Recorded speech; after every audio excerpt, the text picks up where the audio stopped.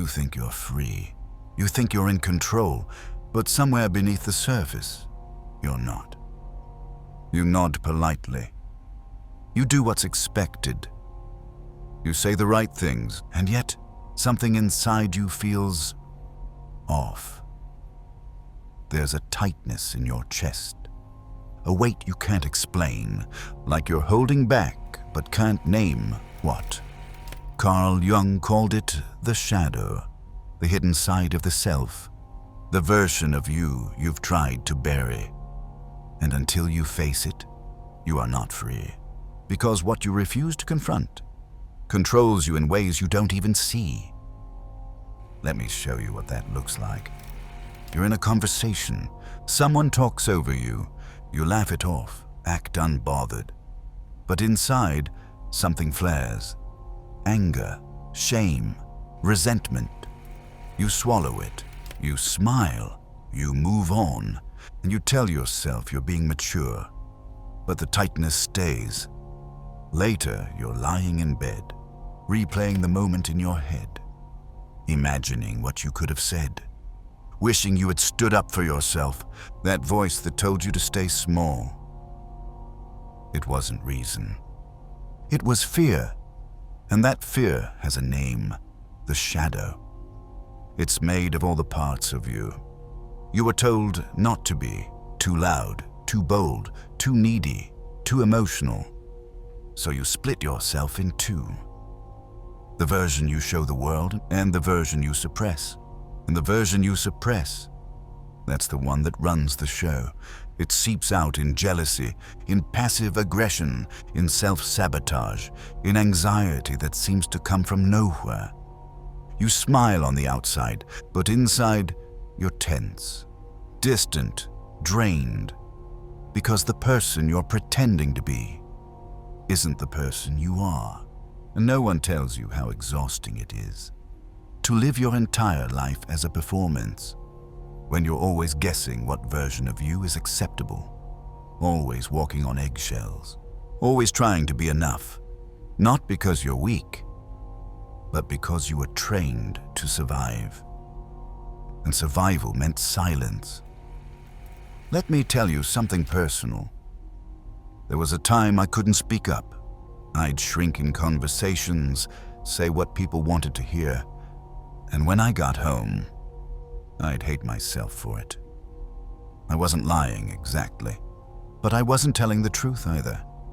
It felt like there was someone in me, always watching, making sure I didn't upset anyone, didn't shine too brightly, didn't get too real. And I didn't understand it until I met the shadow.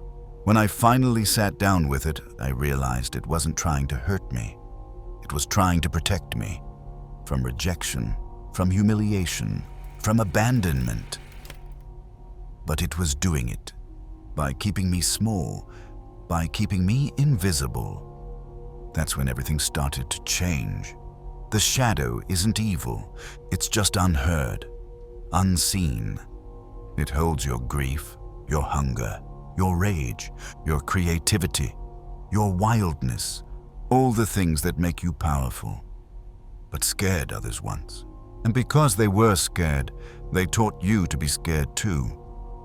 So you locked them away, but they didn't disappear. They leaked. In sudden arguments, in self-doubt, in relationships that felt one-sided. You gave everything and resented it later. You apologized for things you didn't need to be sorry for. You over-explained, because deep down, you didn't feel like you were allowed to just exist. That's the trap. And most people never leave it. They get older, but they don't get freer. They just become better at hiding. But you're not here to hide. You're here to remember the parts of yourself you thought had to die, so you could belong. You don't need more self-improvement. You need self-recovery. You don't need to be nicer. You need to be whole. And that begins when you face the shadow, when you sit with the guilt and let it speak, when you admit the envy and trace it back to longing, when you feel the rage and realize It's a boundary that's been ignored for too long. This is what Jung meant by integration. Not perfection, not sainthood, wholeness. Because you cannot be whole if you keep amputating the parts of you that make others uncomfortable. You think people respect your silence, but they sense your fear. You think they admire your selflessness, but they exploit your need to be needed. Until one day, you're standing in the ruins of your identity, wondering why no one sees you. But how can they? You never brought your full self to the table. Now you can, and it won't be easy. Shadow work is messy. It breaks illusions. It burns old stories. But what it leaves behind is you, the real you, the one who can sit in discomfort without collapsing, the one who can be misunderstood and not apologize for existing, the one who speaks with clarity, because there's no mask left to protect. When you meet your shadow, you don't become arrogant, you become calm. When you stop hiding, you don't become reckless. You become grounded.